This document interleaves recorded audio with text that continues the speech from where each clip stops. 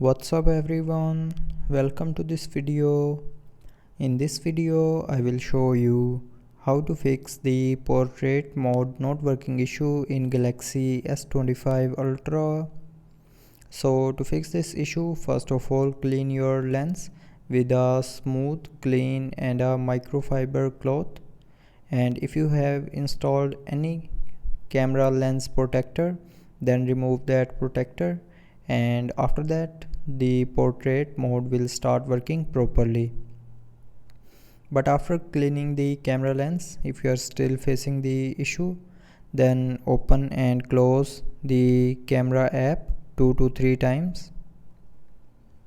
So just simply open the camera app, then click on the recent key and then swipe up to close. So do it 2 to 3 times, and after that the camera will start working properly. But after this, if you are still facing the issue, then try restarting your phone.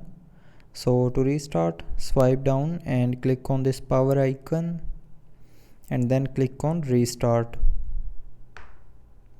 Now here again click on this restart icon to restart your phone. Sometimes restarting your phone can fix small software glitches like camera closing or any other issue. So after restarting, if you are still facing the issue, then the next solution is reset camera. So for that, open settings, scroll down and click on apps. Now in apps, scroll down and open camera.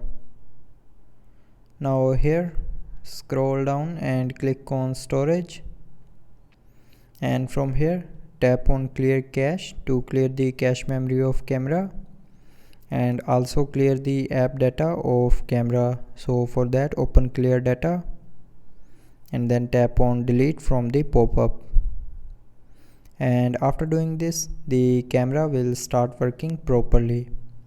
But after all these solutions, if you are still facing the portrait mode issue, then the last solution is reset all settings in your phone.